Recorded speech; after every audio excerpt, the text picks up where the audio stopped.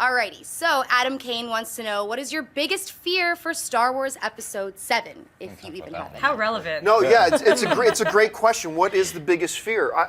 You know, it's hard because there's so much enthusiasm going into this. I mean, look, everybody knows I literally light candles and worship at the altar of George Lucas. I mean, I'm completely dismayed with what he did with the prequels, yes, but he's still a grand genius. But enthusiastic that he has, you know, entrusted the legacy of Star Wars now onto other people and other creative forces. And he left it in great hands with Kathleen. He left it in great hands. They got JJ, who you know honors what the original stuff all represented. I think the cast is solid. My biggest fear, honestly, has nothing to do with any of the people involved. My biggest fear would be not focusing on, not entirely, but not having a strong emphasis on the Jedi. But for me, it's not. I'm just worried about it. We're too much greatest hits. I'm okay. I'm okay with nostalgia. I'm okay. I love that we're bringing back people to, and if we get a couple calls to the cantina and stuff, that's great. But I don't want it to be like, you know, every single thing is just a throwback, and all we're getting is it's Tatooine again, right. And then it's Hoth, and it's. I don't mind revisiting things quickly, but let's make it fresh, let's make it new, and I think we're going to get that. But that's probably my biggest fear. That was kind of my only fear too, that there'd be too many nods, too many like, right, yeah. Right, you're with us.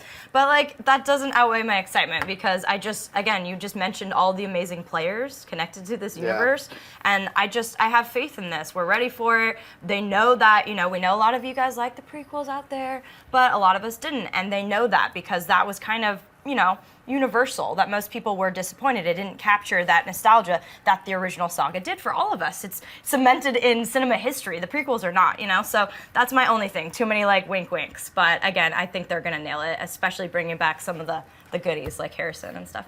My only fear is retread. I'm afraid that they're going to just basically mask Star Wars with the same exact. It's going to be Star Wars. Like there's a new Death Star. It's basically going to hit all those plot points again, which happens in a lot of movies, sequels especially. They're like just change this guy's name and change this area, and then you know it's basically retelling the same story. So that's my only fear. Well, greetings and a most heartfelt of salutations, everybody. Welcome to Collider Video and this special all spoilers review of Star Wars The Force Awakens. This is one of our patented spoiler reviews. Let's start with you, Christian. Some of the things that you liked about Star Wars The Force Awakens. Oh man, there's so much I liked about the movie. I think Don't hold back. Don't hold back. I think that what we've talked about in general was and what we were hoping to happen, and it came to fruition, was JJ taking us back to what we loved about Star Wars. Yeah. It felt like Star Wars. It felt like Star Wars. It carried on the mythology. It carried on the look. Doug Hall Gleason.